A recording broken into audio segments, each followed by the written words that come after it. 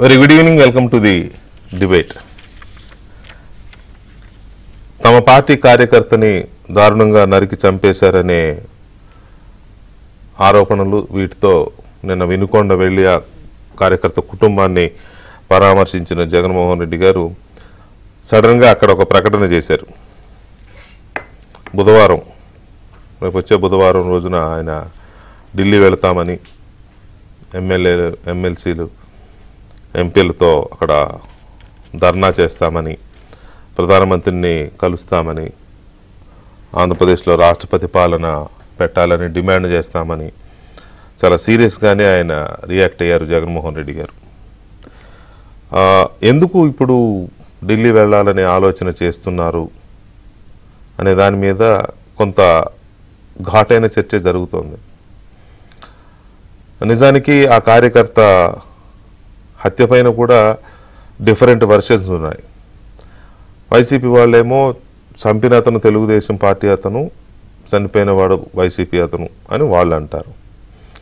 కానీ తెలుగుదేశం కానీ ఇతర పార్టీలు కానీ లేకపోతే స్థానికంగా ఉండే ఇతర సంఘాల వాళ్ళు కానీ మైనార్టీ సంఘాలు కూడా ఆ మాటకు వస్తాయి.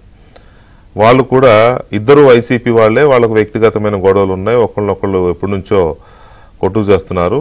మొన్న అతనికి అవకాశం వచ్చింది, నరికి చంపేశాడు అనేది లోకల్గా వస్తున్నమాట. టీడీపీ కూడా అందుకు సంబంధించిన ఆధారాలు బయటపెడుతోంది. కొంతమంది వైసీపీ నాయకులు కూడా మాట్లాడుతున్నారు అదే మాట. వాళ్ళిద్దరు మా వాళ్ళే అని వాళ్ళు ఓపెన్గానే మాట్లాడుతున్నారు. సో ఈ పరిస్థితుల్లో జగన్మోహన్ రెడ్డి గారు దీన్ని ఒక ఇష్యూగా ఎందుకు చేయదలుచుకున్నారు? ఒకవేళ ఏ పార్టీ అనేది పక్కన పెడితే వాళ్ళకి ఇద్దరికి వ్యక్తిగతమైన కక్షలు ఉన్నాయి. దాన్ని అలా చూడకుండా పొలిటికల్ ఇష్యూ ఎందుకు చేయాలనుకుంటున్నారు? దాన్ని రాజకీయ అంశంగా మార్చి రాష్ట్రంలో ఎలాంటి రాజకీయ విద్వేషాలు రెచ్చగొట్టే ప్రయత్నంలో ఉన్నారు జగన్మోహన్ రెడ్డి గారు. అలా చేయాలనుకుంటే జగన్మోహన్ రెడ్డి గారు 5 ఏళ్ల ప్రభుత్వ హయాంలో కూడా రోజు విద్వేషాలు రెచ్చగొట్టవచ్చు. ప్రతిరోజు ఒక హత్య, ప్రతిరోజు ఒక దాడి, ప్రతిరోజు ఒక వేధింపు, ప్రతిరోజు ఒక అరెస్టు, ప్రతిరోజు ఒక కేసు కదా. పైగా ఓపెన్గానే ప్రతిపక్ష పార్టీల నాయకుని మీదనే డైరెక్ట్గా అవి జరిగినవి.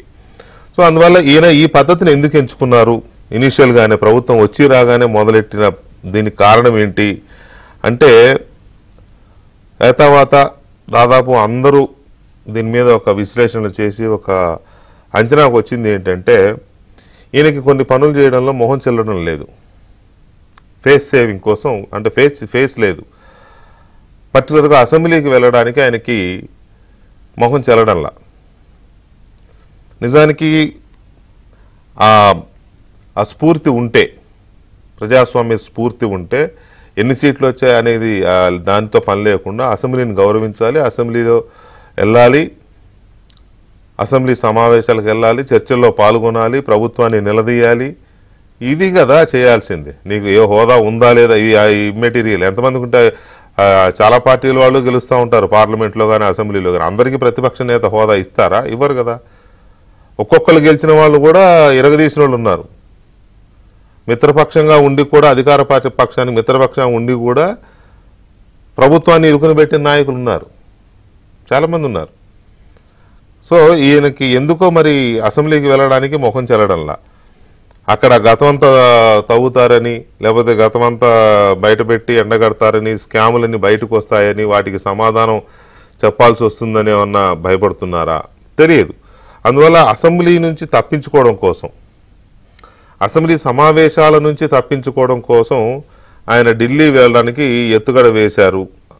ఆ చావుని, ఆ హత్యని ఒక రాజకీయ హత్యగా మార్చి దాన్ని తన రాజకీయ అవసరానికి వాడుకుంటున్నారు అనేది ఒక కంక్లూజన్కి వచ్చారు చాలామంది, ఒక ఆలోచనకు వచ్చారు చాలామంది విశ్లేషకులు. సో ఇప్పుడు ఇంకోటి, ఇదేమో ముఖం చెల్లక తను తప్పించుకోవడం కోసం, అసెంబ్లీకి డుమ్మా కొట్టడం కోసం ఇలా చేశారనేది ఒక చర్చ. ఇప్పుడు ఢిల్లీ వెళ్ళి కూడా సాధించేది ఏంటి? ఢిల్లీ వెళ్తే అక్కడున్న కేంద్రం పెద్దలు కానీ, వాళ్ళు మంత్రులు కానీ, రాష్ట్రపతి గారు కానీ, రాష్ట్రపతి గారు అంటే ఇస్తారేమోలే, వీళ్ళందరూ అపాయింట్మెంట్లు ఇస్తారా? అపాయింట్మెంట్లు బుక్ చేసుకున్నారా ముందే? వెళ్ళగానే ఇచ్చారు. ముఖ్యమంత్రులకే వెంటనే ఇవ్వరు కదా. ప్రధానమంత్రి కానీ హోంమంత్రి కానీ. అలాంటిది ఈయన వెళ్ళగానే మరి అపాయింట్మెంట్లో ముందే ఫిక్స్ చేసుకున్నారా, లేకపోతే అక్కడ ఉండే 4 రోజులు ఉండైనా అపాయింట్మెంట్ తీసుకుని చేసి చెప్పొస్తారా? బీజేపీ ఆలోచనలు ఎలా ఉంటాయి, కేంద్రం ఆలోచనలు ఎలా ఉంటాయి? ఎందుకంటే ఏపీలో ఉన్నది ఎన్డీఏ సర్కార్. సో అదొక చర్చ నడుస్తుంది. ముఖ్యమంత్రిగా ఉన్నప్పుడు ఏనాడు ఎన్నోసార్లు ఢిల్లీ వెళ్ళాడు 5 ఏళ్ళలో. ఆయన ఏనాడు మీడియాతో మాట్లాడలేదు. మరి రేపు వెళ్ళి మాట్లాడతారా? అంటే ప్రతిపక్షంలో ఉంటేనో లేకపోతే ఓడిపోతేనో మాత్రమే మీడియా గుర్తొస్తుంది, లేదా ప్రజలు గుర్తొస్తారా? లేకపోతే నేషనల్ మీడియా సెలెక్టెడ్గా పెయిడ్ మీడియాకి మాత్రమే మీరు ఇంటర్వ్యూలు ఇచ్చి అక్కడ ఆంధ్రప్రదేశ్ విషయంలో అట్లా ఇట్లా లా అండ్ ఆర్డర్ లేదు, డామ్ డూమ్ డిస్క్ అని చెప్పి మళ్ళీ అక్కడ ఆంధ్రప్రదేశ్లో అంతా ఏదో జరిగిపోతుందనే ఒక ఇమేజ్ని, రాష్ట్రం యొక్క ప్రతిష్టని, పరువుని చెడగొట్టి వస్తారా? నేషనల్ మీడియాలో సెలెక్ట్ చేసుకుని అక్కడ వాళ్ళకి చెప్పి. సో ఏంటి జగన్మోహన్ రెడ్డి గారి ఉద్దేశం ఏంటి అనేది చాలా పెద్ద చర్చ జరుగుతుంది. హత్య మీద కూడా చాలా రకాల చర్చలు ఉన్నాయి. సో దీని మీద మనం చర్చను చూద్దాం. ఈ చర్చలో మనతో తెలుగుదేశం పార్టీ సీనియర్ నాయకులు, అధికార ప్రతినిధి ఆనం వెంకటరమణారెడ్డి గారు, అలాగే భారతీయ జనతా పార్టీ సీనియర్ నాయకులు, అధికార ప్రతినిధి భానుప్రకాష్ రెడ్డి గారు, అమరావతి బహుజన జేఏసీ అధ్యక్షులు పోతుల బాలకోటే గారు అండ్ సీనియర్ జర్నలిస్ట్, రాజకీయ విశ్లేషకులు ఉప్పాల లక్ష్మణ్ గారు మనతో చర్చలో పాల్గొంటున్నారు. ముందుగా వెంకటరమణారెడ్డి గారు నమస్కారం. సార్, మీకు ప్యానలిస్టులకి, ఏబిఎన్ ప్రేక్షకులకి అందరికీ వెరీ గుడ్ ఈవినింగ్ అండి. Very good evening sir. ఎందుకు సార్ ఇప్పుడు జగన్ గారు ఢిల్లీ వెళ్ళాలి? ఎందుకు పోకూడదు సార్? ఎందుకు వెళ్ళాలి సార్? అసలు జగన్మోహన్ రెడ్డి ఢిల్లీకి ఎందుకు పోకూడదు? ఇప్పుడు ఆ ఓదార్పు యాత్ర మేము రెడీ చేసుకుంటున్నాము. ఓదార్పు యాత్ర ఎంతమంది వస్తే అంత మంచి హ్యాపీ అని కదా మేము ఇప్పుడు మా రాజకీయ ప్రస్తావన మొదలైందే ఓదార్పు యాత్రలతో. ఓదార్పు యాత్రతోనే మేము పాలిటిక్స్ మొదలు పెట్టాము, ఓడిపోయాము. మళ్ళీ మేము ఓదార్పు యాత్ర రెడీ చేయాలంటే దీనికి బ్యాక్గ్రౌండ్ స్టోరీ కావాలి కదా. మాకు ఈ బ్యాక్గ్రౌండ్ మ్యూజిక్ ఉండాలి కదా. అన్న వస్తున్నాడు అని. సో బేసిక్ గా ఏంటంటే ఈ ఓదార్పు యాత్ర పక్కన పెడతాం. అసలు దేనికోసం పోతున్నాడు, ఏ మర్డర్ కోసం పోతున్నాడు అనేది కూడా ముఖ్యం. ఇప్పుడు with due this thing to the family, చనిపోయిన వాళ్ళ కుటుంబానికి వాళ్ళని ఏదో కించపరచాలనో కానీ, లేకపోతే అన్ని విధాలుగా తెలుగుదేశం పార్టీ కూటమి వాళ్ళని అన్ని ఎన్డీఏ కూటమి అన్ని విధాలుగా వాళ్ళకి అండగా ఈ కూటమి నిలుస్తుంది. అదేవిధంగా వాళ్ళకి కావాల్సిన సహాయము, వాళ్ళకి చేయాల్సిన న్యాయం ఈ ఎన్డీఏ కూటమి 100% వెనకాడే ప్రసక్తే లేదు, ఇటువంటి ప్రోత్సహించేది కూడా లేదనే విషయం ఫస్ట్ చెబుతూ, ఇప్పుడు ఈ టోటల్ నిన్న వచ్చి పాపం జగన్మోహన్ రెడ్డి చాలా కష్టపడి, నిజంగా నేను జగన్మోహన్ రెడ్డిని అభినందిస్తున్నా. ఈరోజు ఎంత బాగా చక్కగా బాగా బైహార్ట్ చేసుకొని, ఇప్పుడు మనకి తల్లికి వందనము, ఆ స్కూల్ పిల్లలకి డబ్బులు ఇచ్చేటప్పుడు చిన్నపిల్లలు వచ్చి స్టేజ్ మీద మాట్లాడిచ్చేవాళ్ళు, మా జగన్ మామయ్య అంట వాళ్ళు అనర్గళంగా అంతా బైహార్ట్ చేసుకొని వచ్చేవాళ్ళు. అటువంటి స్పీచ్ నిన్న first time Jaganmohan Reddy extempore paper చూడకుండా బ్రహ్మాండంగా మాట్లాడాడు. మేమందరం అభినందిస్తున్నాం. ఎక్కడ ఆయన మాటలు మధ్యలో మా రిపోర్టర్ మా ప్రతినిధి క్వశ్చన్ అయ్యగానే మొత్తం సార్ అది కూడా మీ కుట్ర సార్, నన్ను కంప్లీట్ చేయనండి. మీ కుట్ర కూడా మేము బయట పెడతా కదా. అతను అంత కష్టపడి ఆడ బెంగళూరులో ఫ్లైట్ ఎక్కినప్పటి నుంచి అన్ని పేపర్లు చదువుకొని ఎట్టో మొదలు పెడితే మా అంబటి రాంబాబు ఫేస్ చూసారా? నిన్న షాక్ అయిపోయి ఇట్టే చూస్తున్నాడు జగన్మోహన్ రెడ్డిని. సేదు మన జగనే స్పీచ్ ఇస్తున్నాడు పేపర్ చదవకుండా అని అంబటి రాంబాబు ఫేస్ ఒక్కసారి ఆ విజువల్లో చూడండి. అతను ఎంత విధంగా ఆశ్చర్యపోయాడు.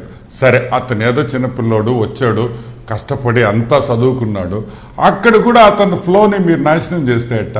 ఇప్పుడు అర్థమైందా ఏబిఎన్ ఎందుకు పిలవలేదు 5 ఏళ్ళ? అతను మాట్లాడేదే కష్టమైతే మళ్ళీ మీరు వచ్చేసి నడి మధ్యలో ప్రెషర్లు వస్తాయి, అవన్నీ మర్చిపోయి మళ్ళీ మీరే కదా న్యూస్లో వేసేదా జగన్మోహన్ రెడ్డి మాట్లాడలేకపోయాడని. సో నేనేమంటానంటే జగన్మోహన్ రెడ్డి స్పీచ్ పక్కన పెడితే నిన్న రాత్రి ఎస్టర్డే నైట్ ఒక డిబేట్లో, ఒక ఛానల్ డిబేట్లో గోపిరెడ్డి శ్రీనివాసరెడ్డి వాళ్ళ Narasaraopet ex MLA Narasaraopet ex MLA ఒక డిబేట్లో నేను కూడా ఉండాను ఆ డిబేట్లో. ఆ ఛానల్లో ఆయన ఒకటే మాట అన్నాడు, ఈ హత్య గంజాయి మొత్తులో జరిగింది. Note the point. ఈ హత్య గంజాయి మొత్తులో జరిగింది. ఎవరినో చంపాలనుకొని వచ్చి ఎవరినో చంపాడు. ఎవరినో అనుకొని వచ్చి ఎవరినో చంపాడు. ఇది గంజాయి మొత్తులో జరిగింది. ఆ అమ్మాయిని ఇమీడియట్ గా నెక్స్ట్ క్వశ్చన్ నేను అడిగా, ఏమని, అవునా అంటే మీరు పొలిటికల్ హత్యని ఎట్టంటారు అని. ఇమీడియట్ గా పాపం అతను స్లిప్ అయిపోయామని చెప్పి వెంకటకృష్ణ గారు ఆ చంపాలనుకున్నోడు కూడా వైసీపీ వాడని ఒక స్టోరీగా మార్చాడు. ఓకే, ఇంకా తప్పదు అతను, ఎందుకంటే అతని పార్టీ లేని. అంతే. నిన్న జగన్మోహన్ రెడ్డి మాట్లాడింది పచ్చి అబద్ధం అని వాళ్ళ నరసరావుపేట ఎక్స్ఎమ్మెల్యే, వాళ్ళ పార్టీ సీనియర్ నాయకుడు, పల్నాడులో సీనియర్ నాయకుడు ఏం చెప్పాడు, మా ముఖ్యమంత్రి పచ్చి అబద్ధాలు చెప్తున్నాడు, మా ముఖ్యమంత్రి చెప్పింది వాస్తవం కాదని వాళ్ళ ఎమ్మెల్యేనే ఒప్పుకున్నాడు. నేను ఆ బయట కూడా పంపించాను మీకు. నేను చెప్పేది ఒకటే, ఇది కంప్లీట్లీ రాంగ్. అంటే పచ్చి అబద్ధాలు మాట్లాడే మోసగాడు జగన్మోహన్ రెడ్డి అని చెప్పి వాళ్ళ సొంత పార్టీ నాయకుడు, వాళ్ళ ఎక్స్ఎమ్మెల్యే చెప్పాడంటే మీకు ఇది అయిపోయింది కదా. ఇదంతా ఒక డ్రామా అని ఏబిఎన్నో, ఆన వెంకటరమణారెడ్డియో, లేకపోతే భానుప్రకాష్ అన్నో, బాలకోటయ్య గారు చెప్పాల్సిన అవసరంలా, వాళ్ళ ఎక్స్ఎమ్మెల్యేనే చెప్పేశాడు మొత్తం డూప్ షాట్ ఇది. ఏం లేదబ్బాయి, ఈడ అంత డూపు, మా ఓడి పబ్లిసిటీ కావాలా, పబ్లిసిటీ కోసం వచ్చాం. ఇప్పుడు ఓదార్పు యాత్ర కోసము ఇది జరుగుతున్న ఇది అనేది అర్థమైపోయింది. ఇంకొకటి 34 మంది అన్నాడు, లేదు లేటెస్ట్ ఫిగర్ అన్నాడు. అంటే ఇప్పుడు చంద్రబాబు నాయుడు చెప్తుంటాడు రియల్ టైం గవర్నెన్స్ అని. జగన్మోహన్ రెడ్డికి ప్రస్తుతం పని ఏంటంటే రియల్ టైం మర్డర్ రేటు, ఎవరెవరు చచ్చిపోయారు, ఎక్కడ చచ్చిపోయినా మన అకౌంట్లో వేసుకోవడం. సరే, ఇప్పుడు 700 మంది ఆ చీనీ తోటలు నరికాడు అని ఒకటి చెప్పాడు. నేను అడిగేది ఒకటే పాయింట్, నువ్వు ఇంత మాట్లాడేవు కదా, దానికి కావాల్సిన బ్యాకప్ డేటా ఆంధ్రజ్యోతికి ఏమన్నా వీళ్ళు ఇచ్చారా? సరే, మీకు ఇలేదు, మీ మీద కోపం, మిగతా ఛానల్స్కి ఏమన్నా ఈ డేటా ఇచ్చారా? ఈ క్యాండిడేట్ ఎవరు చనిపోయారు, ఏంది బ్యాక్గ్రౌండ్, ఆయన ఏ విధంగా మీ పార్టీ సభ్యుడని ఏదైనా ఒక్క పాయింట్ ఇచ్చాడా? అంటే చచ్చిపోయిన వాళ్ళందరూ 40% ఓట్లు మనకు వేశారు కాబట్టి చచ్చిపోయిన వాళ్ళందరూ మాకు 40%లో ఈయన మాకు ఓటేసి ఉంటాడు, ఈయనకేమన్నా అయితే ఇది మా లెక్కల్లో రాసుకోవడం. ఇది ప్యూర్ స్టూపిడిటీ. ఇంకొకటి కూడా ఏంటంటే ఆయన రావడం ఒక డ్రామా క్రియేషన్. ఆల్రెడీ మళ్ళీ ఐపాక్ టీము వేరే టీం దిగినట్టుంది. ఆయన వెహికల్ ఆపడం, ఆయన వెహికల్ దిగీయడం, అంటే ఈయన కోసం ఎవరన్నా మేము లంబార్గినియో లేకపోతే రోల్స్ రాయిస్ తీసుకురావాలా? ఇంకోసమా? చంద్రబాబు నాయుడు గారు వాడిన బండే ఇచ్చాము, ఏందంటే తప్పు?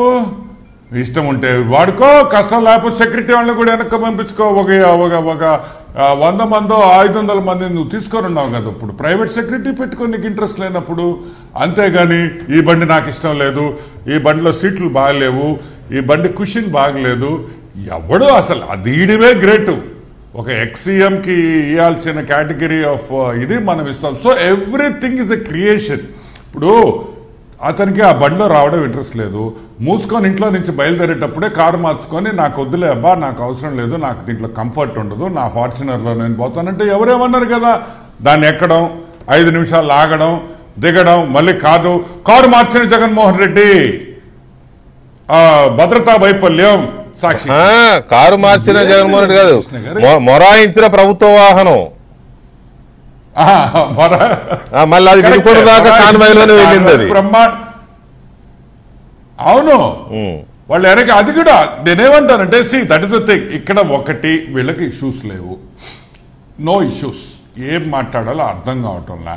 ఇంకొక పాయింట్ కూడా మోస్ట్ ఇంట్రెస్టింగ్ పాయింట్ ఏంటంటే, వీళ్ళ వైఫల్యాలు మనం తవ్వుతున్నామని తెలిసి వీళ్ళు చేసిన దొంగ పనులు, వీళ్ళు చేసిన ఎదవ పనులన్నీ మనం బయటకి తెలుగుదేశం పార్టీ కూటమి తీస్తుంది. కాబట్టి ఈ డైవర్షన్ ఆఫ్ అటెన్షన్, ఇప్పుడు విజయసాయి రెడ్డి ఉన్నాడు, ఇది కరెక్ట్గా విజయసాయి రెడ్డికి జరుగుతున్న ఇష్యూలో 1.6 crores ఇష్యూలో ఇది కరెక్ట్గా వచ్చింది కదా ఓదార్పు యాత్ర. ఇప్పుడు విజయసాయిరెడ్డి కాపాడేదానికి జగన్మోహన్ రెడ్డి కావాలని చనిపోయిన వ్యక్తి కోసం పోయాడు. సరే, అది కూడా ఒప్పుకుంటానండి, విజయసాయిరెడ్డి గుడ్ చేశాడు.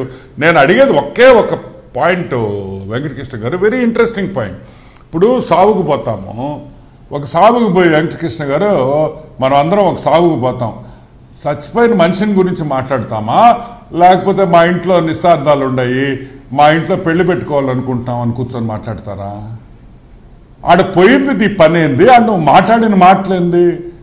అమ్మఒడికి అక్కడికి ఏం సంబంధం? చనిపోయిన వాళ్ళకి. ఇప్పుడు చనిపోయిన వాడికి అన్న మీరు అమ్మఒడి ఇస్తారా? ఇయ్యలేరు కదా. ఎంత సిల్లి, ఏమైనా అర్థం ఉందా? నువ్వు పోయిన వాళ్ళని వాళ్ళు ఓదార్చు. ఎందుకంటే నిజంగా వాస్తవంగా అంత బ్రూటల్గా ఆ వీడియోలో కనిపించినట్టు వాళ్ళ కుటుంబం ఎంత బాధపడుతుంటుందో నాకు తెలుసు. అది అటువంటి బాధ ఎవరికి రాకూడదు నేను మనస్ఫూర్తిగా కోరుకుంటున్నా. ఎందుకంటే వాళ్ళ దగ్గరికి పోయి వాళ్ళ పిల్లోడు లేదమ్మా ఇదిగో మేము మీ కుటుంబానికి ఆదుకుంటాం, ఇది చేస్తాం, ఇదిగో 10 లక్షలు తీసుకో. ఏం వేల కోట్లు లక్షల కోట్లు ఉన్నాయి కదా, ఏమో 10 లక్షలు ఇవ్వచ్చు కదా. అక్కడ ఎంత మాత్రం ఇచ్చాడు వెంకటకృష్ణ గారు? ఏమన్నా ఇచ్చారా డబ్బులు? రిపోర్ట్ అయినట్లేదు మరి. ఐఎమ్ నాట్ షూర్ ఎక్కడ రిపోర్ట్ కావాలా. ఏదో ఒక 10 లక్షలు ఆడు తీసుకొని ఇదిగో తల్లి నీ బిడ్డ నాకు చేశాడు, ఇదిగో 10 లక్షలు తీసుకో అనేది. ఇప్పుడు ఖర్చు ఎంత ఉంటుందండి వెంకటకృష్ణ గారు అక్కడికి పోయేదానికి? ఒక్కసారి ఎస్టిమేట్ అయ్యింది. ఇప్పుడు ఆయన బెంగళూరు నుంచి ఫ్లైట్లో వచ్చి అక్కడి నుంచి మళ్ళీ కాన్వాయ్లో పోయి అదొక ప్రైవేట్ జెట్ ఎంత ఉంటుంది? ఆయనకు 1 కోటి రూపాయలు 2 కోట్లు అయింటుంది నిన్న, లేకపోతే ఒక 3 కోట్లు అయింటుందా జనాలు సమీకరణకంతా? ఏమో 10 లక్షలు ఇవ్వలేడా వాళ్ళకి? బయటకు వచ్చి నానా వందల మాటలు చెప్పారు కదా. ఏమో 10 లక్షలు ఇస్తే ఏమైంది? మళ్ళీ కావాలంటే భారతకు కొట్టద్దా? 10 లక్షలు ఇస్తానా అంటే భారత కాదంటదా? నేను అనేది ఒకటే, నువ్వు వచ్చావు 10 రూపాయలు ఇలా, అదే గవర్నమెంట్ ఇది మనం ఏమన్నా చేస్తే మాత్రం 20 లక్షలు ఇవ్వాలి, 30 లక్షలు. నీ పార్టీ కార్యకర్త, తెలుగుదేశం పార్టీ కార్యకర్తలు వీళ్ళు చంపినప్పుడు ఏ విధంగా తెలుగుదేశం పార్టీ ఆదుకుందో మీకు తెలీదా? ఎక్కడికి పోయినా వాళ్ళకి స్కూల్స్ పెట్టాం, వాళ్ళకి ఎడ్యుకేషన్ ఇచ్చాం. ఏం చేసావు నువ్వు కార్యకర్తలుగా నేను అడుగుతున్నా. నువ్వు ఈరోజు కార్యకర్తలు ధర్నా చేసేదానికి జగన్మోహన్ రెడ్డి గత 10 ఏళ్లుగా కార్యకర్తలకు ఏం చేశాడు? ఓదార్పు యాత్రలో చచ్చిపోయిన వాళ్ళ గురించి ఒక్క నిమిషం వెంకటకృష్ణ గారు, ఓదార్పు యాత్రలో నువ్వు ఎవరెవరి దగ్గరికి పోయావో, నువ్వు ముఖ్యమంత్రి అయిన తర్వాత వాళ్ళకి 0.001% సాయం చేసావా? ఇది ఎంత శవ రాజకీయం అనే దానికి నేను చెప్తున్నా. ఇది ప్యూర్లీ శవ రాజకీయం. నేను ఒకటే చెప్తున్నా, నువ్వు ముఖ్యమంత్రి అయిన తర్వాత నీ నాన్న కోసం చనిపోయిన వాళ్ళు నీ కుటుంబంలో ఎవరు సావలా, నీ కుటుంబంలో ఒక్కడు కూడా సావలా. బయట వాళ్ళు చచ్చిపోయారని చెప్పేసి నాన్న కోసం చచ్చిపోయారని నువ్వు 1,00,000 రూపాయలు ఇచ్చేసి వచ్చిన తర్వాత, నువ్వు ముఖ్యమంత్రి అయిన తర్వాత నయా పైసా సహాయం వాళ్ళకి చేసినట్టు ప్రూవ్ చేస్తే రాజకీయాల నుంచి ఇంకా నేను ఒక డిబేట్కి రాను, రాజకీయాల్లో ఉండను వెంకటకృష్ణ గారు. ఛాలెంజ్ అంటే నీ అవసరానికి శవ రాజకీయానికి జగన్మోహన్ రెడ్డి ఎప్పుడు ముందుంటాడనేది మనం గుర్తుపెట్టుకోవాలి. రైట్. ఈ ఎపిసోడ్ ద్వారా కానీ లేకపోతే ఢిల్లీ వెళ్ళాలనే ఒక ప్లాన్ హైడ్రామా ద్వారా కానీ జగన్మోహన్ రెడ్డి ఏం కోరుకుంటున్నారు, ఏం జరగాలని ఆశిస్తున్నారు, లేకపోతే దీని ద్వారా ఎలాంటి ప్రతిఫలాన్ని? నమస్తే లక్ష్మణ్ గారు, జగన్మోహన్ రెడ్డి గారి యాక్షన్ ప్లాన్ మీద మీ అనాలిసిస్ ఏంటి? ఆయన ఏం ఆశిస్తున్నారు ఈ ఢిల్లీ టూర్ అనో లేకపోతే ఈ ఇష్యూని పొలిటికల్ ఇష్యూ చేయడం ద్వారా? ఇప్పుడు అతనికి ఏం చేయాలో అర్థం కావటం లేదు. ఎలాంటి స్టెప్ చేస్తే ఏమి ప్రయోజనం ఉంటది? ఏదో ఒక చిన్న అవకాశం దొరికింది, దాన్ని పెద్ద ఇష్యూ చేసేసి రాష్ట్రపతి పాలన పెట్టాలి. తను రాజకీయాల్లోకి వచ్చి ఇన్ని సంవత్సరాలు అయింది, ముఖ్యమంత్రి పదవి చేశావు, అంతకుముందు నువ్వు ప్రతిపక్షంలో ఉన్నావు. రాష్ట్రపతి పాలన ఏదో ఒకరో ఇద్దరిలో మర్డర్ అయిపోతే, లేకపోతే 4 దాడులు జరిగిపోతే రాష్ట్రపతి పాలన ఎక్కడైనా ఏ రాష్ట్రంలోనూ ఎప్పుడైనా పెట్టారా? రాష్ట్రపతి పాలన పెట్టేసరికి ఎంత పారామీటర్ ఉండాలి, హోమ్ మినిస్ట్రీ రిపోర్ట్ ఉండాలి, ఎంత అల్లకల్లోలం అయిపోయి ఉండాలి రాష్ట్రం. అప్పుడు కేంద్రం చేతిలోకి తీసుకుంటారు, అంటే రాష్ట్రపతి పాలన పెడతారు. అవును. మరి నువ్వు ఆయన 5 సంవత్సరాల కాలంలో జరిగిన సంఘటనలు తీసుకుంటే ఎన్నిసార్లు రాష్ట్రపతి పాలన పెట్టిండాలా మీ ఒక ఆ టైంలో ఎవ్రీ మంత్ పెట్టాలి. మరి ఏమైనా సామాన్యంగా జరిగా అంటే ఆయన ఇప్పటికి కూడా ఆయన వీపు ఆయన చూసుకోవటం లేదు. అరే నా పీరియడ్ లో ఏం జరిగింది, బయట ఏం జరిగింది, ఏం చేశారు, ఎన్ని దౌర్జన్యాలు చేశాము, ఎన్ని అక్రమాలు చేశాము, ఎన్ని ప్రైవేట్ ఆస్తులు గుంజుకున్నాము, ఎన్ని ప్రభుత్వ భూములు లూటీ చేశాము, ఎంత మైనింగ్ లూటీ చేశాము, ఇవన్నీ ఏమైనా అతనికి బుర్రలోకి ఎక్కాయో ఎక్కలేదో అర్థం కాని పరిస్థితిలో ఉన్నాడు అతను. ఇప్పుడు అది కాదండి, బుధవారం పోయి జంతర్ మంతర్ ధర్నా చేస్తాడట. ధర్నా చేస్తే ఎవరి మీద? నువ్వు కేంద్ర ప్రభుత్వం మీద. అంతే కదా, అక్కడ పోతే అదే కదా, కేంద్రం ఇంటర్ఫీర్ కావాలట, కేంద్రం సిబిఐ ఎంక్వైరీ వేయాలా, లేకపోతే కేంద్రం రాష్ట్రపతి పాలన పెట్టాలా.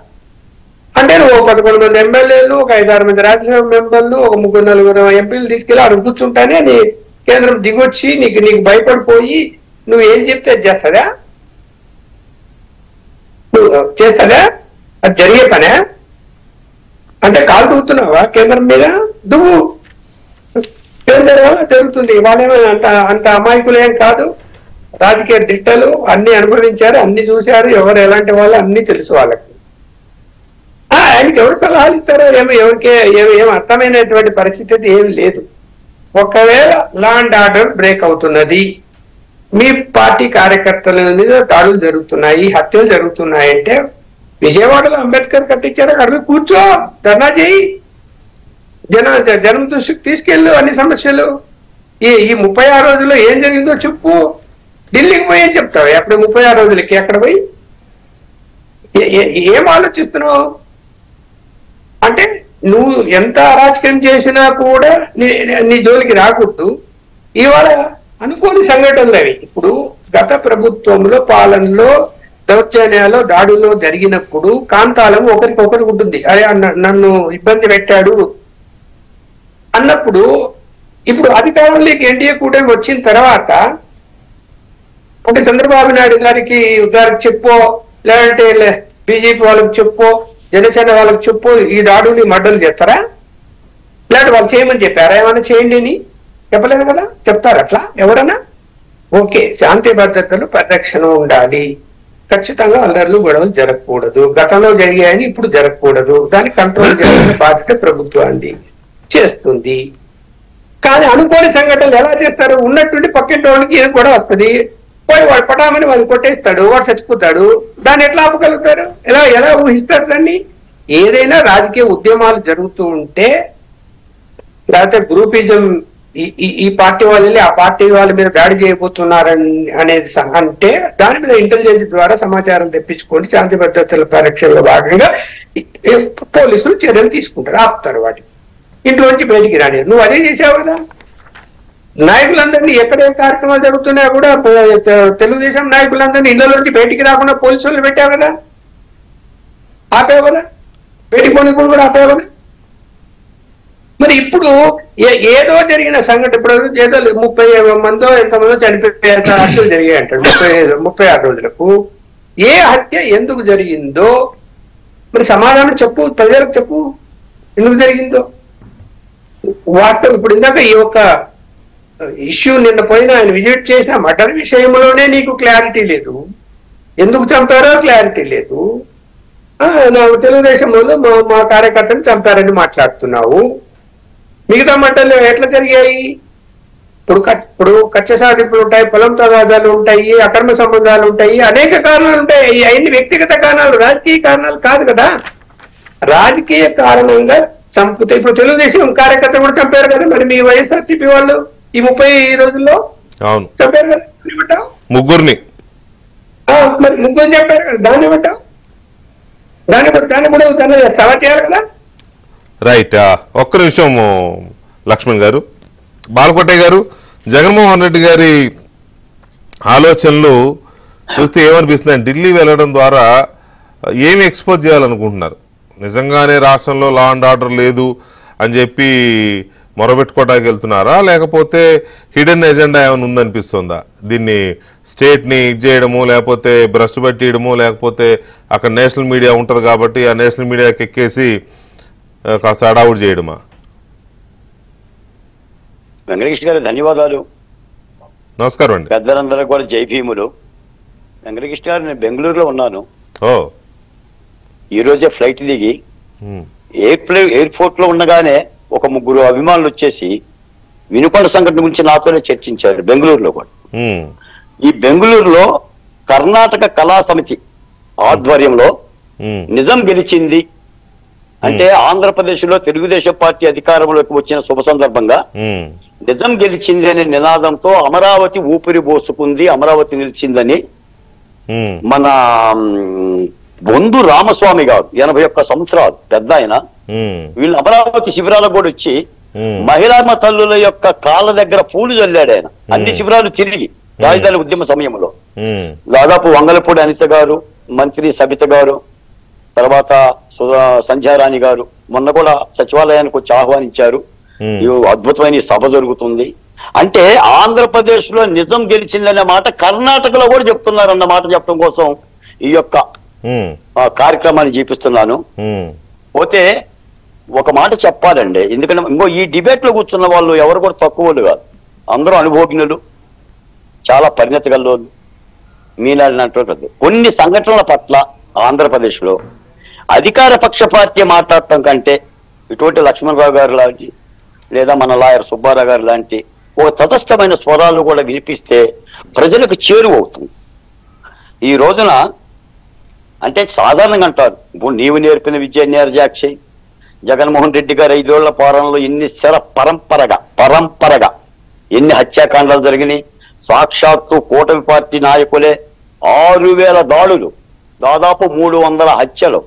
ఇవన్నీ కూడా పవన్ కళ్యాణ్ గారు, చంద్రబాబు నాయుడు గారు తమ ఎన్నికల ప్రచారంలో చెప్పారు, మేము కూడా చెప్పాం. మేము కూడా చెప్పటమే కాదు, కల్లారా ఆంధ్ర రాష్ట్రం చూసింది.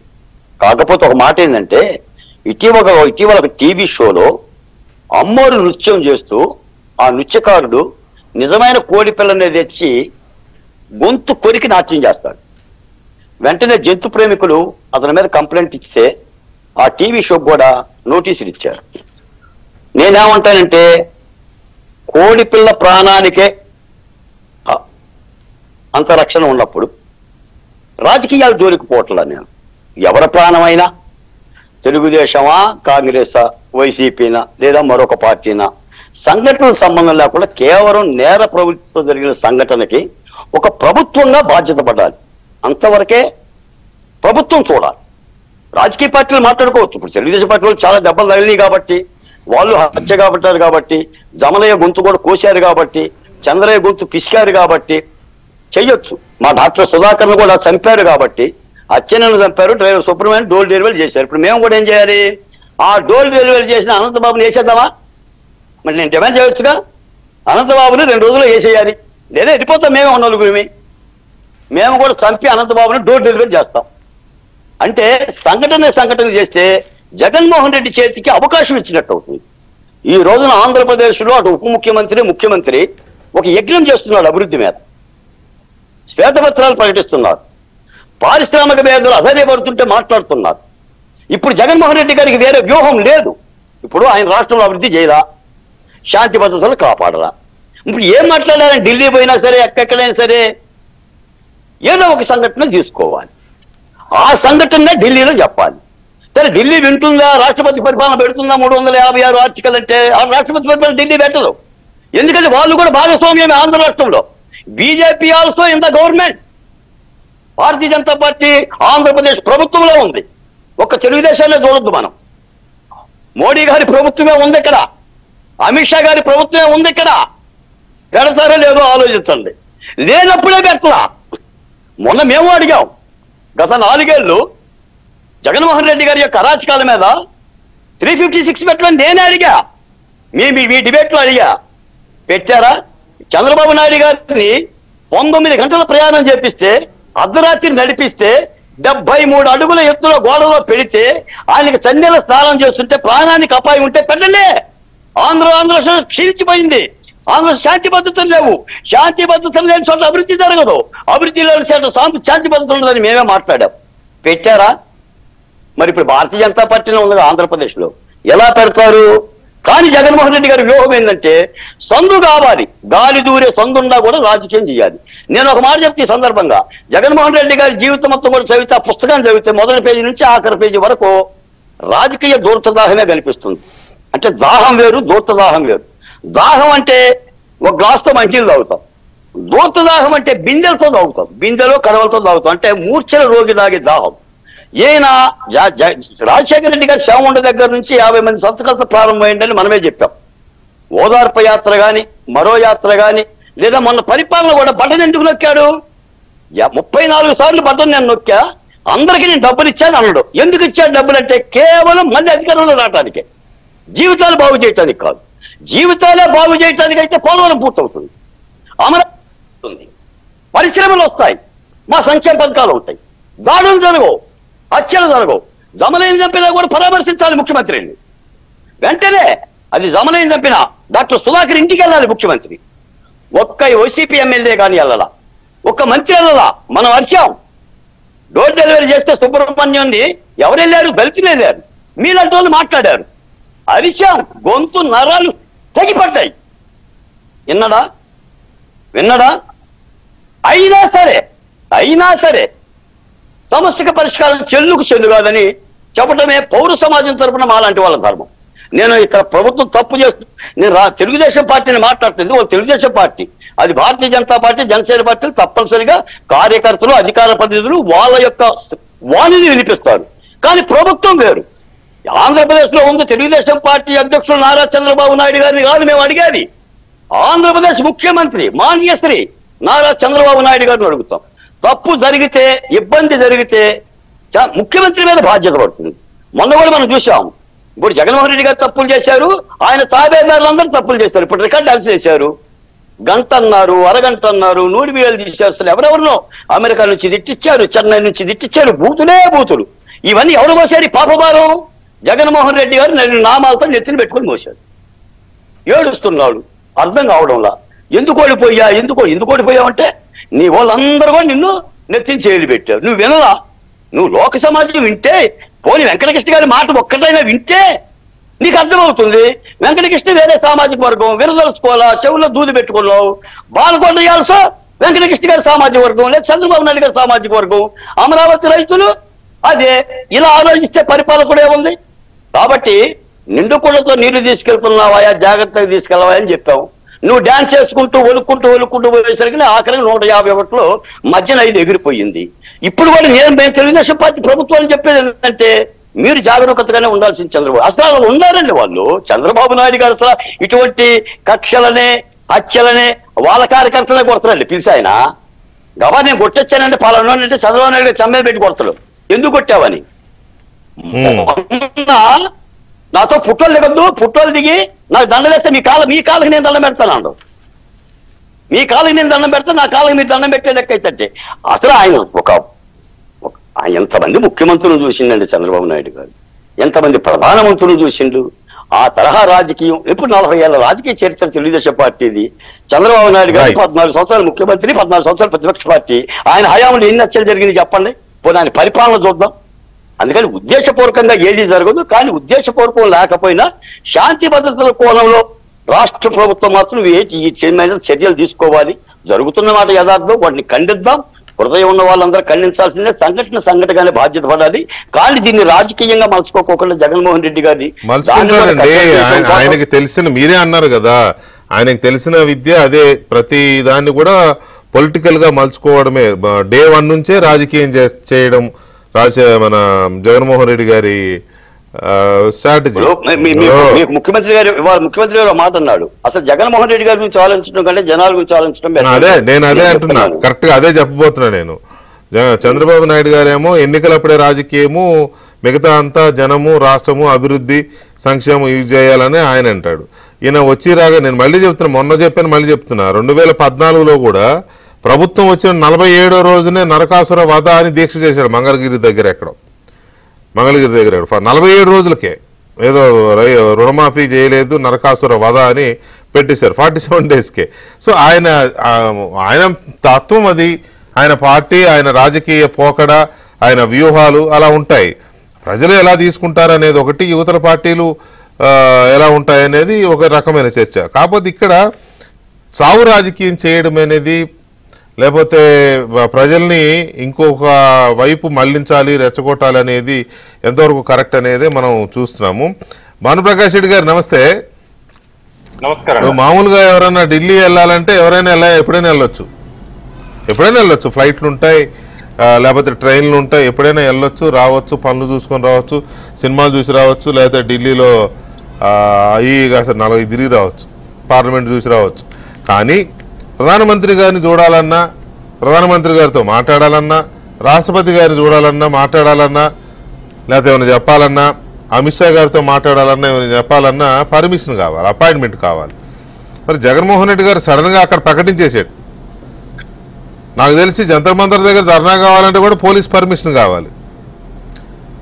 ఆయన ప్రకటించేశాడు. మరి బుధవారం నాడు ఏమైనా అపాయింట్మెంట్లు ఫిక్స్ అయ్యాయా జగన్మోహన్ రెడ్డి గారికి, ప్రధానమంత్రిది కానీ లేకపోతే అమిత్ షా గారిది కానీ? వెంకటకృష్ణ, నీకు ప్యానల్ పెద్దలందరికీ నమస్కారాలు. అసలు జగన్మోహన్ రెడ్డి గారు ఢిల్లీకి వెళ్లే ముందు లా అండ్ ఆర్డర్ కి మీనింగ్ చెప్పండి. శాంతి భద్రతలు అంటే ఏమో ఒకసారి దాని మీద అవగాహన చేసుకుని ఆంధ్రప్రదేశ్ ప్రజలకు చెప్పండి.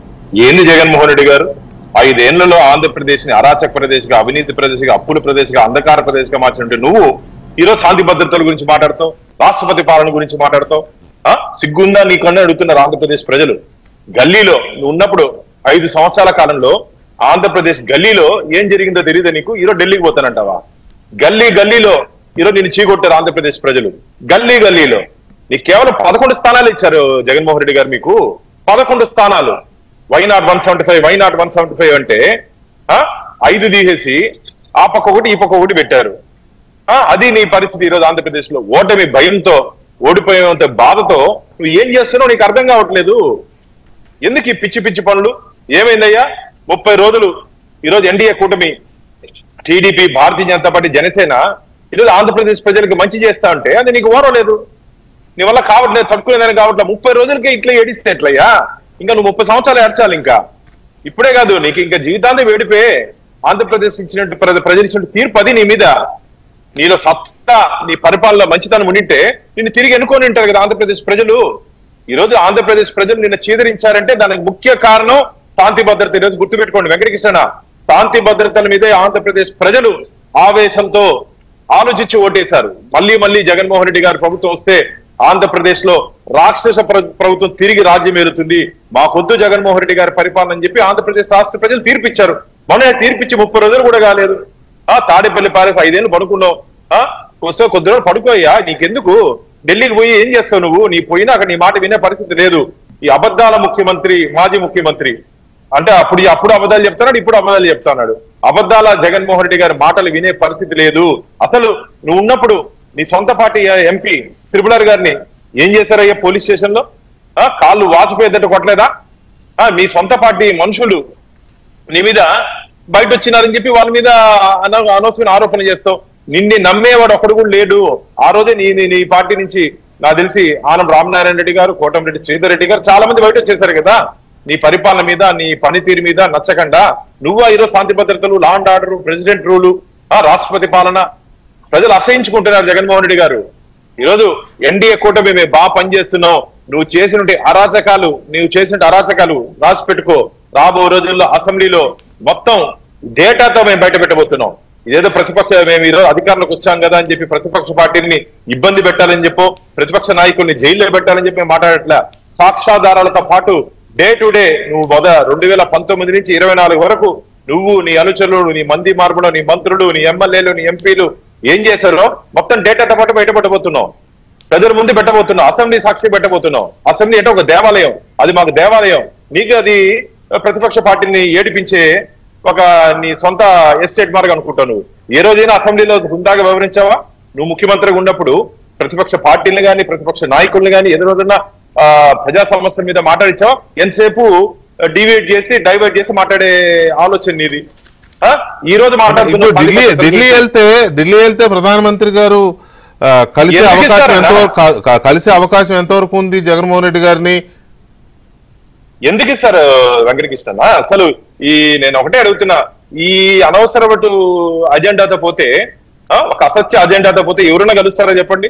ప్రెసిడెంట్ కాదు కదా, ఇంకెవరు ప్రెసిడెంట్ కాదు, ప్రైమ్ మినిస్టర్ కాదు, హోమ్ మినిస్టర్ గారు ఎవరు కలవరన్నా? ఎందుకు ఒక సీక్రెట్ అజెండాతో, ఒక అసత్య అజెండాతో ఆయనకి పబ్లిసిటీ కావాలని చెప్పి ఊరికపోతే నేషనల్ మీడియాలో ఆయన కనపడాలని చెప్పిపోతే మేమేం చేయలేము. నేషనల్ మీడియాలో పోయి ఆయన కనపడాలనుకుంటే మనమేం చేయలేము. ఆడవి ధర్నా చేసి 2 రోజులు తెల్లని సాయంత్రం కూర్చుంటే మనమేం చేయలేము.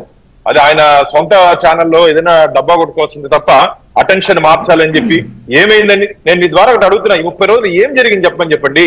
నిన్న జరిగింటే హత్య, ఎవరు హత్య తెలుసు కదా, వాళ్ళ పార్టీ నాయకులు అని చెప్తున్నారు, వారి పార్టీకి సంబంధించిన నాయకులు అని చెప్తున్నారు. గతంలో ఈ 30 రోజుల్లో ఎక్కడెక్కడ ఏమేమి గొడవలు జరిగినాయి? మీరు రెచ్చగొట్టి జరిగిన గొడవలు కూడా ఉద్దేశపూర్వకంగా వీళ్ళు, అంటే నాకు తెలిసి ఇవన్నీ అర్థమవుతుందంటే ఈయన చేపించాడేమో అనిపిస్తుంది. ఆంధ్రప్రదేశ్ లో ఇప్పటి వరకు కొన్ని రప్చర్స్ జరిగాయి కదా, దానికి కూడా కర్త కర్మ క్రియ వీళ్ళే డిజైన్ చేసి చేసినట్టుంది. నిన్న పుంగనూరులో జరిగింది కానీ అంతకుముందు జరిగింది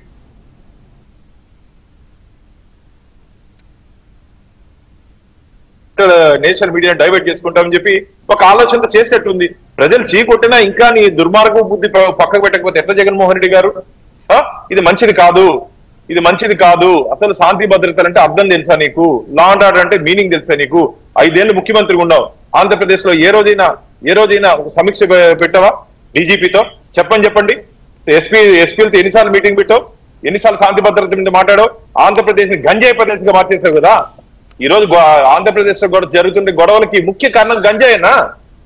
గంజాయి ఈ రోజు దక్కుతోందంటే ఆంధ్రప్రదేశ్ లో యువతకి దాన్ని సేవిస్తున్నట్టు దానికి కారణం ఎవరు? ఒకసారి చెప్పండి జగన్మోహన్ రెడ్డి గారు. 5 సంవత్సరాలు మీరు పెంచి పోషించినటువంటి ఈ దుర్మార్గపు సంస్కృతి కాదా ఇది? తప్పు చేసింది మీరు, మసపూసేది మాక. తప్పు చేసింది మీరు, మాక. నిజమే. అంటే మరి ఇంత ఇది ఉండి కూడా ఇంతమంది ఏముంది ఢిల్లీలో ఏం జరగదని తెలిసి కూడా ఎందుకు వెళ్తున్నాడు అనే చర్చలు జరుగుతున్నాయి. సేవింగ్ కోసం అనేది ఒక కంక్లూజన్కి వస్తున్నారు అందరూ. ఇక్కడ ఎందుకు ఆయన అసెంబ్లీకి వెళ్ళడానికి వెనకాడుతున్నారు లేదా ముఖం చాటేస్తున్నారు అంటే మీకేమనిపిస్తుంది? ఎందుకంటే ఇదే ప్రధానంగా ఉంది. జగన్మోహన్ రెడ్డికి అసెంబ్లీకి వెళ్ళడానికి ఇష్టం లేక లేదా భయపడి ఇవన్నీ ఎత్తుగాళ్ళు వేస్తున్నాడు అని అంటున్నారు అందరూ.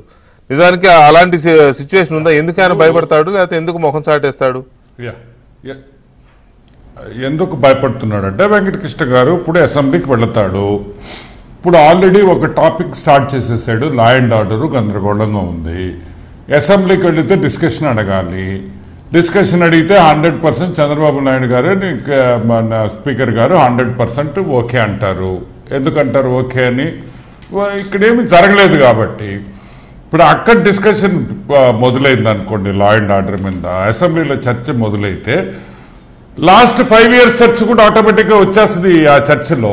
అవును, ఆ చర్చలో లాస్ట్ 5 years డేటా అంతా తీసి చెప్పేదానికి చెప్తా ఉంటే వీళ్ళు సమాధానం జగన్మోహన్ రెడ్డి ఇచ్చే ప్రశ్నే లేదు, ఈలేడు కూడా. ఇప్పుడు ఏమీ పెద్ద జరగలేదు కాబట్టి అసలు జరగలేదని నేను అన్నాను. బాల్కోటే గారు చెప్పినట్టు ఇదో లేకపోతే ఎక్కడో ఒక దగ్గర ఒక 2-3 సంఘటనలు, ఒక 5-6 సంఘటనలు జరిగి ఉండొచ్చు. కానీ అదర్ దెన్ దట్ వీళ్ళు చెప్పే నంబర్స్, వీళ్ళు చెప్పే ఫిగర్స్ అన్ని అబద్ధాలని రేపు గవర్నమెంట్ ప్రూవ్ చేస్తుంది. మరి ఈ స్ట్రాటజీ తీసుకున్న తర్వాత అతను అసెంబ్లీకి ఎందుకు రావాలి? ఎందుకు వస్తాడు? అతనికైనా పిచ్చే చేదస్తామా? సరే, అసెంబ్లీకి రాకుండా ఢిల్లీకి వెళుతున్నాడు, అది కూడా ఓకే. ఢిల్లీకి పోతున్నాడు, ప్రైమ్ మినిస్టర్ అపాయింట్మెంట్ ఉండదు, హోమ్ మినిస్టర్ అపాయింట్మెంట్ ఉండదు. అదొక స్ట్రాటజీ. ప్రైమ్ మినిస్టర్ అపాయింట్మెంట్ ఇవ్వలేదు, ఇక్కడ జరుగుతున్న నేరాలు ఘోరాలకు కూడా పట్టించుకోవట్లేదు, అదొక పబ్లిసిటీ, అదొక 2 రోజులు నడుస్తుంది. నెక్స్ట్ ఏం చేస్తాడంటే ఇంటర్నేషనల్ హ్యూమన్ రైట్స్ ఆర్గనైజేషన్ కి వీళ్ళు పోయి ఒక రిప్రజెంటేషన్ ఇస్తారు, లేకపోతే ఈ నుంచి పోస్ట్లోనో మెయిల్లోనో పంపిస్తారు. ఇక్కడ ప్రైమ్ మినిస్టర్ మోడీజీ కూడా మమ్మల్ని పట్టించుకోలేదు, మాకు ప్రాణహాని ఉంది, మా కార్యకర్తలు నరికేస్తున్నారని చెప్పి ఒక పబ్లిసిటీ చేసి ఇక్కడి నుంచి మళ్ళీ ఒక లెటర్ పెట్టుకుంటారు ఇంటర్నేషనల్ హ్యూమన్ రైట్స్ దాంట్లో. ఇంటర్నేషనల్ హ్యూమన్ రైట్స్ మాట్లాడిన తర్వాత next international court of justice ICJ అని, ఇంటర్నేషనల్ కోర్ట్ ఆఫ్ జస్టిస్ అని హేగ్లో ఉంటుంది.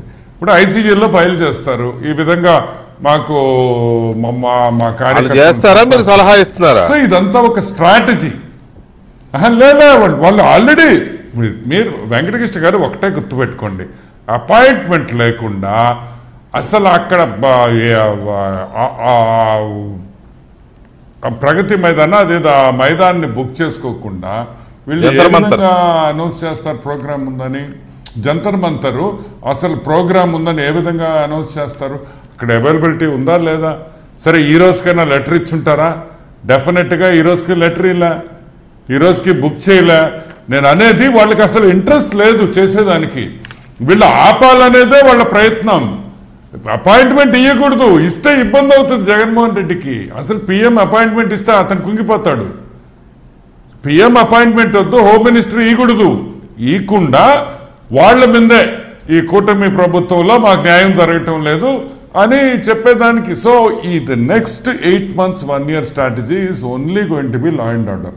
ఎందుకంటే జగన్మోహన్ రెడ్డికి కూటమి ప్రభుత్వం మీద, ఎన్డీఏ ప్రభుత్వం మీద మాట్లాడేదానికి ఇంక వేరే సబ్జెక్ట్ ఏమీ లేదు. ఇప్పుడు ఆయనకి దొరకదనే విషయం అతనికి తెలుసు. ఎందుకంటే అతను చంద్రబాబు నాయుడు పాలన ఎలా ఉంటుందో ఆయనకి బ్రహ్మాండంగా తెలుసు. సో అది లేదు కాబట్టి ఇంకా వేరే ఆల్టర్నేటివ్ లేదు కాబట్టి ఓన్లీ ఇష్యూ ఇప్పుడు ఆయన తీసుకురాగలిగిన ఏకైక ఇష్యూ ఇది. అసెంబ్లీలో అతను చర్చించే ప్రశ్నే లేదు. అసెంబ్లీలో చర్చిస్తే అతను పూర్తిగా ఇరుక్కోబోతాడని ఆ విషయం జగన్మోహన్ రెడ్డికి తెలుసు. ప్లస్ ఈరోజు జగన్మోహన్ రెడ్డి అసెంబ్లీలో అనర్గళంగా మాట్లాడలేడు, ఎందుకంటే కాగితాలు రావు. ఇప్పుడు ఏంటంటే ఆయన ముఖ్యమంత్రి ఉన్నప్పుడు వాళ్ళు స్లిప్పులు ఇస్తూ ఉండేవాళ్ళు, ఆ స్లిప్పులు చూసి ఏదో చదివేవాళ్ళు. ఇప్పుడు ఆ స్లిప్పులు రావు కదా. Is not even leader of the opposition. ఏం మాట్లాడతాడు, ఎట్ట మాట్లాడతాడు మీరు చెప్పండి? మంత్రులు లేరు అంటే ఎవరో ఒకరు కవర్ చేసేవాళ్ళు. ఇప్పుడు కవర్ చేసేవాళ్ళు కూడా ఆ 11 మందిలో లేరు. అది ఇబ్బందికరమైన పరిస్థితి అతనికి. ఇప్పుడు ఇతను మాట్లాడలేకపోతే ఇంకెవరన్నా మాట్లాడండి రా, నువ్వు మాట్లాడని చెప్పే పరిస్థితుల్లో కూడా అక్కడెవరు లేరు. 11 members లో మాట్లాడే వ్యక్తి ఎవరు లేరు. ఆయన మాట్లాడక 11 మంది మాట్లాడక అసెంబ్లీలో చిత్తు చేసేస్తారు వీళ్ళని, ఏది చర్చలో. సో ఆ భయంతో అతని అసెంబ్లీకి పోయే ప్రసక్తే లేదు. వెంకటకృష్ణ గారు, మీరు కొనసందున ఆయన పోతాడని కూడా మనం అనుకోవలేదు. ఇంకొక విషయం, రేపు చర్చ కానీ జరిగితే ఈ 5 ఏళ్లలో జరిగిన కేసులు, ఈ తెలుగుదేశం పార్టీ ముందు పెట్టిన కేసులు చర్చ వస్తుంది. ఆ కేసులు తెలుగుదేశం కార్యకర్తల మీద జరిగిన దాడి కేసుల్లో ఈరోజు కోర్టు ఎంతవరకు వచ్చినాయి, అసలు ఎఫ్ఐఆర్లు అయినాయా, సగం వాటిల్కి ఈరోజు కూడా ఎఫ్ఐఆర్ కాలే. అవన్నీ బయటకు వస్తాయి. అవన్నీ బయటకు వస్తే అతనికి ఇబ్బంది. కాబట్టి ఎటువంటి పరిస్థితుల్లో అతను అసెంబ్లీకి పోడు వెంకటకృష్ణ గారు. అతను ప్రైమ్ మినిస్టర్ని కలవడు, హోమ్ మినిస్టర్ని కలవడు. ఆడికి పోయేసి ఒక ధర్నా చేసి ఆటపాట బాగానే ఉంటుంది. ఎందుకంటే మా సంబరాల రాంబాబు ఉన్నాడు, ఆయన ఆడ డాన్స్ చేస్తాడు. మా రోజక్క కూడా 2-3 స్టెప్పులు వేస్తుంది ఎంటర్టైన్మెంట్కి, వాళ్ళకి అందరికి వచ్చిన వాళ్ళకి అందరికి. అదేమన్నా గోదావరి జిల్లాలో లేకపోతే కొన్ని ప్రాంతాల్లో పెళ్లిళ్ళు అలాంటివి అయితే రికార్డింగ్ డాన్స్ వేస్తారు. అలాంటి ప్రోగ్రామా కాదు కదా, అదో ధర్నా అండి. ధర్నాలో ఎందుకు అది కాదు కదా. నేను రికార్డింగ్ డాన్స్ అంటున్నా. ఇక్కడి నుంచి వెళ్ళిన కార్యకర్తలకు బోరు కొట్టకుండా స్టేజ్ మీద పాటలు గిట్టలు పెట్టి ఏదో చేసి టైం పాస్. ఎందుకంటే అట్టు కాదు వెంకటకృష్ణ గారు, యూఆర్ నాట్ అండర్స్టాండింగ్. ఇక్కడ సీరియస్నెస్ లేదు జగన్మోహన్ రెడ్డి సబ్జెక్ట్ లో. మీరు ఏదో ఆలోచించేస్తున్నారు జగన్మోహన్ రెడ్డి ఏం చేయబోతున్నాడని. ఇది ఓన్లీ గవర్నమెంట్ మీద బురద చల్లాలి, సబ్జెక్ట్ డిస్కషన్ రాకుండా, ఆడకపోయి అపాయింట్మెంట్ లేకుండా సాక్షి టీవీకి సాక్షి పేపర్కి మేత ఇచ్చే కార్యక్రమం తప్పితే ఇది వేరేది ఏమీ లేదనేది మనం అందరం అర్థం చేసుకోవాలి. ఇప్పుడు నేను ఒకటే అడుగుతున్నాను, ఈరోజు పోతాడు ప్రైమ్ మినిస్టర్, అపాయింట్మెంట్ ఈడు కూర్చుంటాడు. ఎన్ని రోజులు కూర్చుంటాడు? 5 రోజులు, వారం, 10. ఎందుకంటే సీరియస్నెస్ ఆఫ్ ద సబ్జెక్ట్ ఉంటేనే ప్రైమ్ మినిస్టర్ గారు పిలుస్తారు. ఓకే, పిలుస్తాడు, మాట్లాడతాడు, ఈయన లెటర్ ఇచ్చేస్తాడు, వచ్చేస్తాడు. ఆయనకి దానివల్ల ఒరిగేది ఏముంది? ఒక 1 డే టీవీలోనూ 1 డే పేపర్లోనూ 2 days మనం అందరం డిస్కస్ చేస్తాం. దాని తర్వాత సబ్జెక్ట్ లైవ్లో ఉండాలి. సబ్జెక్ట్ లైవ్లో ఉంటే ఇంకా వేరే ఇష్యూ లేదు కాబట్టి దీన్నే లైవ్లో పెట్టి ఒక దీపంలా వెలిగిస్తూ ఉంటాడు. ఇంకొక విషయం కూడా మీకు ఒక పాయింట్, మనం జనరల్గా మా చిన్నాయన ఆనం వివేకానంద రెడ్డి మా చిన్నాయన ఏదైనా ఇంపార్టెంట్ వర్క్ పొలిటికల్గా చేయాలంటే ఈశాన్యంలో చేసేవాడు. అదొక సెంటిమెంట్ ఆయనకి, ఈశాన్యం నుంచి మొదలు పెడితే కలిసి వస్తుంది అని. ఇప్పుడు ఆ సెంటిమెంట్ నెల్లూరు రాజకీయాల్లో చాలామంది మొదలు పెట్టేశారు. ఇప్పుడు జగన్మోహన్ రెడ్డి కూడా వాళ్ళ తండ్రి శవం దగ్గర నుంచి స్టార్ట్ చేసిన రాజకీయం మళ్ళీ ఓడిపోయిన తర్వాత ఫస్ట్ ఎక్కడికి పోయాడు? వినుకొండకు పోయాడు, మళ్ళీ శవ రాజకీయం మొదలు పెట్టాడు. సో నేనేమంటానంటే అది కలిసి వచ్చిన ఐటెం అతనికి, కలిసి వచ్చిన అంశం అతనికి.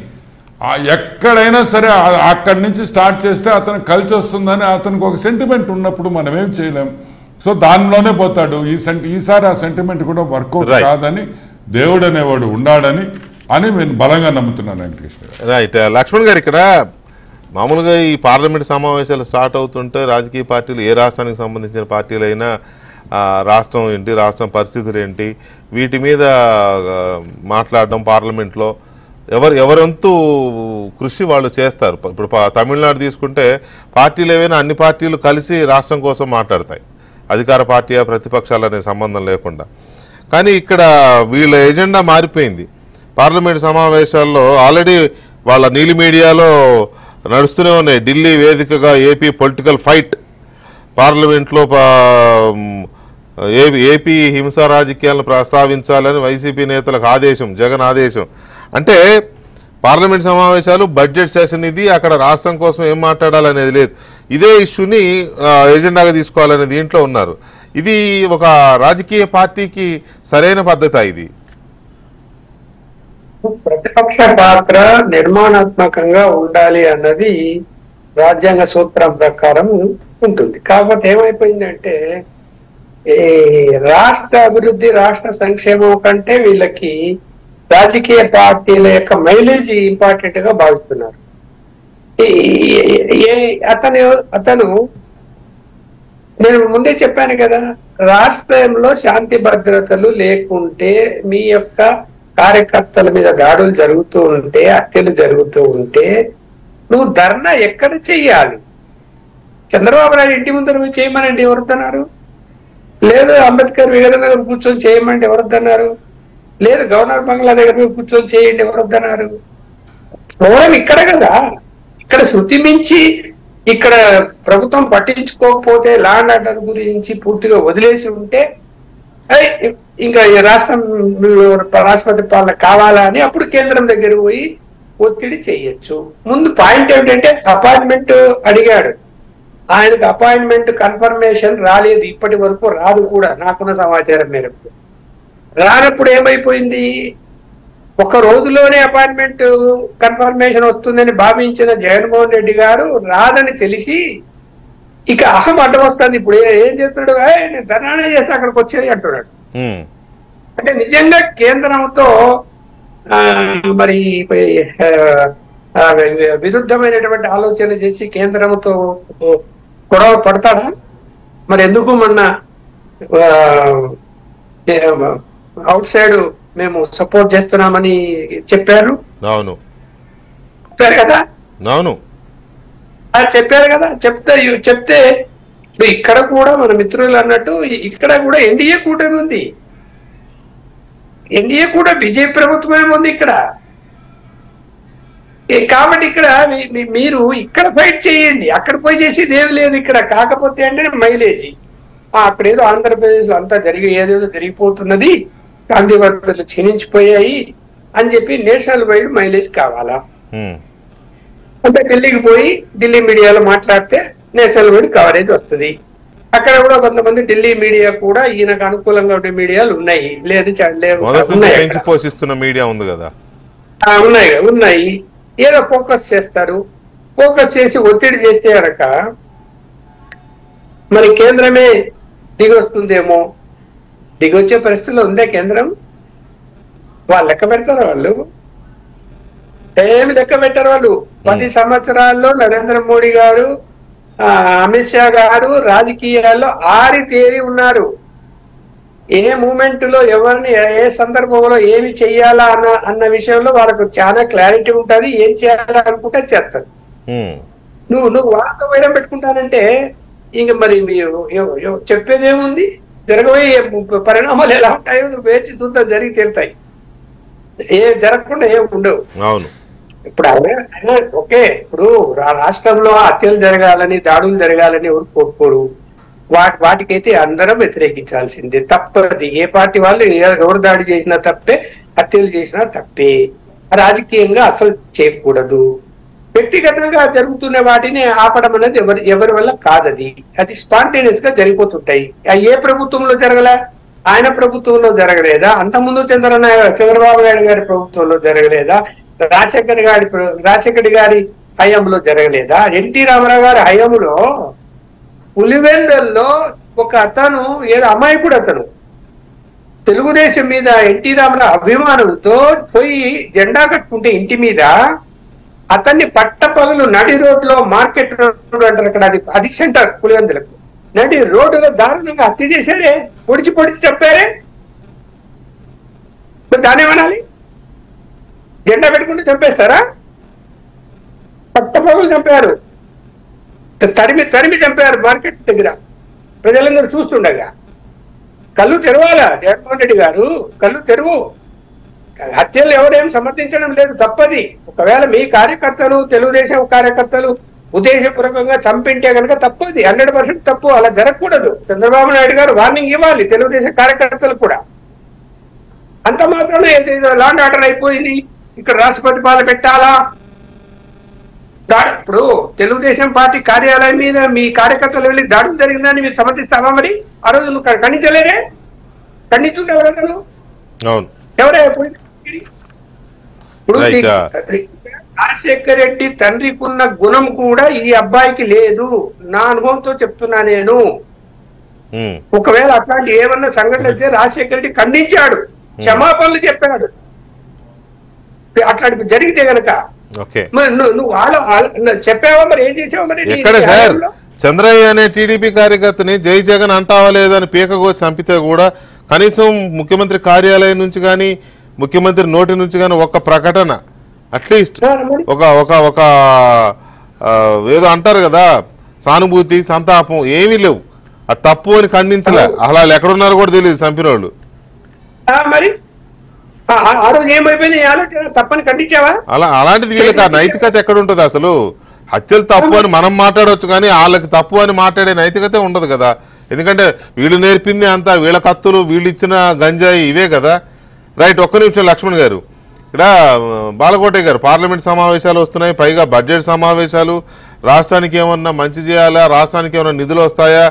ఇక్కడున్న ప్రభుత్వం కూడా అదే కాబట్టి ఇక్కడున్న అధికార పక్షాలు తెలుగుదేశం కావచ్చు, జనసేన కావచ్చు, బీజేపీ కావచ్చు, ఈ పార్టీల ఎంపీలు రాష్ట్రం కోసం పార్లమెంట్లో ఏమైనా మాట్లాడుతున్నారా లేదా అని వెంటబడాలి.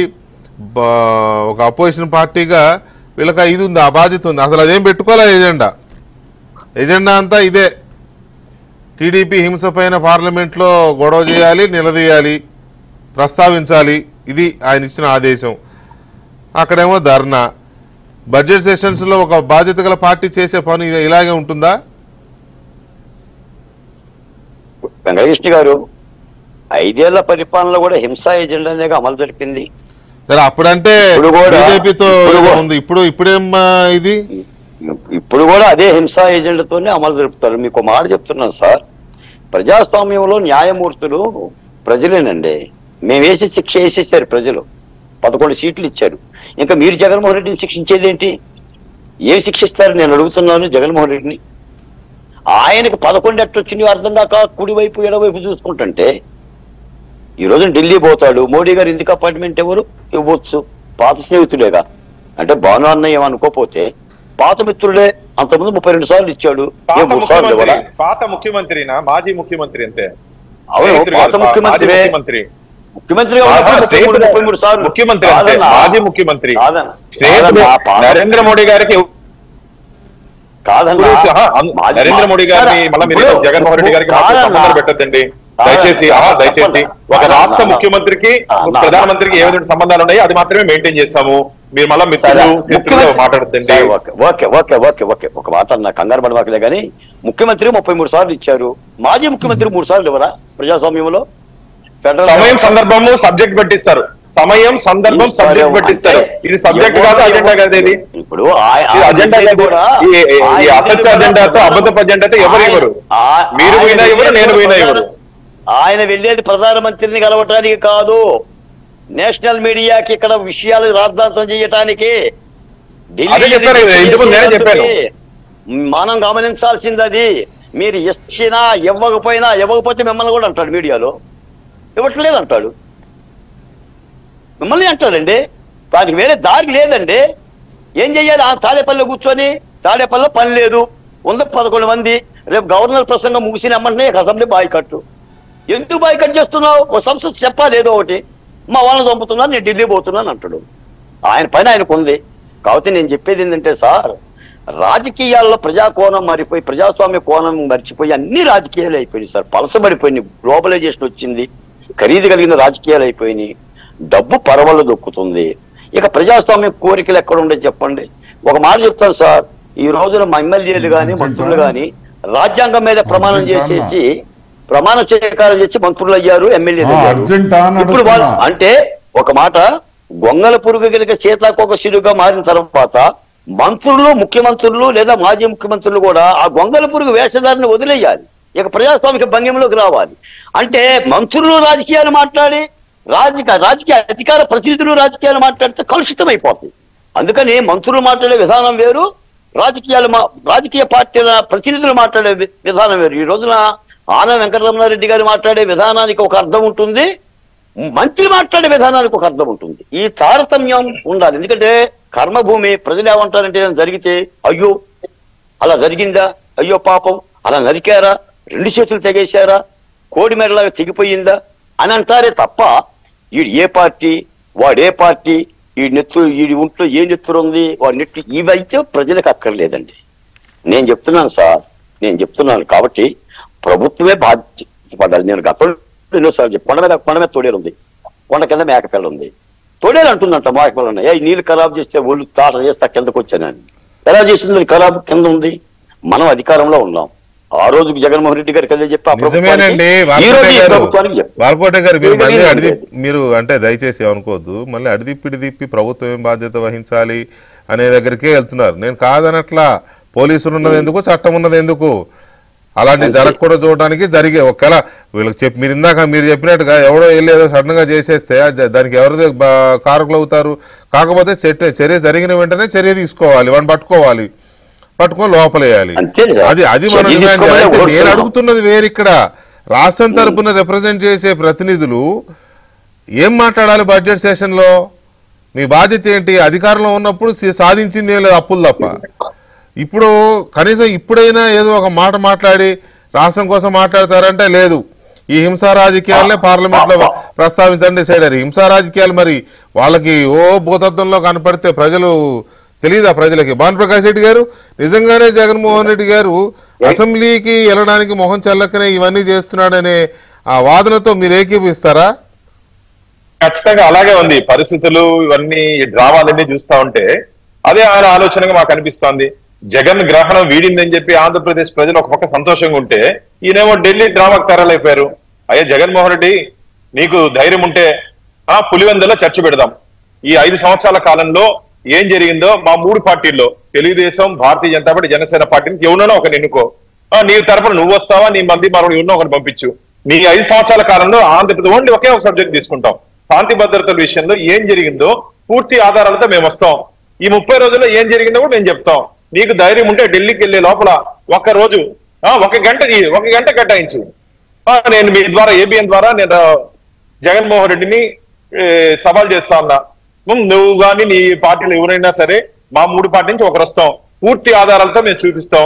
నీకు ధైర్యం ఉందో కూర్చునేదానికి ఆ ప్రజావేదిక ముందు ప్రజల ముందు కూర్చుందాం. ఢిల్లీకి ఎందుకు అయ్యా? ఈయన తేల్చేస్తా నీ కథ ఇక్కడ తేల్చేస్తాము. పులివెందల్లోనే నువ్వు ఎక్కడ పెట్టుకుంటే ఉద్దేశంతోనే అక్కడికి పోతున్నట్టున్నాడు. తొందరలోనే అసెంబ్లీలో తెలుస్తాం కదా. ఇంకొక 4-5 రోజులు అసెంబ్లీలోనే తెలుస్తారు శాంతి భద్రతలు 5 సంవత్సరాల కాలంలో విత్ ఫుల్ డేటా. వాళ్ళు అసెంబ్లీకి రాకపోయినా ప్రజలకు చెప్తామన్నా. మనకు కావాల్సింది ప్రజల తీర్పు కదా. ప్రజలు మన ఓటేసి గెలిపించిన ప్రజలకు మన సమాధానం చెప్పాలి. ప్రజలకి చెప్పబట్టే విని వాళ్ళకి 11 ఇచ్చారు. అందుకనే 11 ఇచ్చారు. నేను అందుకని చెప్తున్నా, ఈ డ్రామాలు కట్టిపెట్టు జగన్మోహన్ రెడ్డి గారు, నీ మాటలు నమ్మే పరిస్థితిలో ఎవరు లేరు. కేవలం నువ్వు పబ్లిసిటీ పిక్చర్ కోసం ఏదేదో ఆలోచిస్తున్నావు తప్ప నీకు ఇలాగే చేస్తే పోతే ఆ 11లో ఇంకో ఒకటి కూడా తీసేస్తారు ఆంధ్రప్రదేశ్ ప్రజలు. ఇప్పుడు 2 ఇచ్చారు కదా, దాంట్లో ఒకటి కూడా తీస్తే ఏమైతుందో తెలుసు నీకు. కాబట్టి ఎందుకు ఊరికే డ్రామాలని కట్టిపెట్టు. కాబట్టి రాబో రోజుల్లో నువ్వు సైలెంట్ గుండు. మేము ఒక మంచి ప్రభుత్వాన్ని అందిస్తున్నాం. ఆంధ్రప్రదేశ్ లో మా ఎన్డీఏ కూటమి ఆంధ్రప్రదేశ్ ని ఏ విధంగా అభివృద్ధి ప్రదేశ్ గా మార్చాలి, వికసిత ఆంధ్రప్రదేశ్ కి ఏ విధంగా చేయాలి, స్వర్ణాంధ్రగా ఏ విధంగా చేయాలి, ఆంధ్రప్రదేశ్ ప్రజలు ఏ విధంగా సంతోషంగా ఉండాలి, దాని గురించి మేము ఆలోచిస్తున్నాం తప్ప నీ మీద, నీ మనుషుల మీద దాడి చేయాలన్న ఆలోచన మాకు లేదు. గుర్తుపెట్టుకో జగన్మోహన్ రెడ్డి గారు, నీ పార్టీ మీద గానీ నీ పార్టీ అనుచరుల మీద గానీ దాడి చేయాలి, ఇబ్బంది పెట్టాలని చెప్పి ఆలోచన మాకు లేదు. మా దృష్టి అంతా ఆంధ్రప్రదేశ్ అభివృద్ధి మీద ఉండే తప్ప ఇలాంటి చిల్లర పనులు చేసే బుద్ధులు మా ఎన్డీఏ కూటమిలో ఎవరికి లేదు. అది గుర్తుపెట్టుకో. నువ్వు ఎన్ని డ్రామాలు ఆడినా సరే ఎవరు నమ్మే పరిస్థితి లేదని చెప్పి నేను మీ ద్వారా వాళ్ళకి తెలియజేసుకుంటున్నా. రైట్, చూద్దాం జగన్మోహన్ రెడ్డి గారు మరి ఢిల్లీ వెళ్ళి ఏం చేస్తారో. అసలు రేపు 22 ప్రారంభం కాబోయే అసెంబ్లీకి వస్తారో రారో ఇవన్నీ తేలాల్సి ఉంది. చర్చలు అయితే ఎక్కువ ఆయన ఇక్కడికి రాడు అక్కడికే వెళ్తాడు అనే చర్చ ఉంది. అసలు ఒక దశలో ఒక చర్చ కూడా జరిగింది, అవినాష్ రెడ్డితో రాజీనామా చేయించి ఈయన ఎంపీగా పోటీ చేయబోతున్నాడు అని ఆ చర్చ కూడా జరిగింది. సో ఆయన అంతా కూడా ఢిల్లీ మీద ఎక్కువ చూపున్నట్టుంది, ఇక్కడ వదిలేసిపోదామని ఉందేమో, అందుకే ఈ చర్చలేమో. చూద్దాం ఏం జరుగుతుందో. రమణారెడ్డి గారు థ్యాంక్ యూ వెరీ మచ్ అండి, బాలకోటే గారు అండ్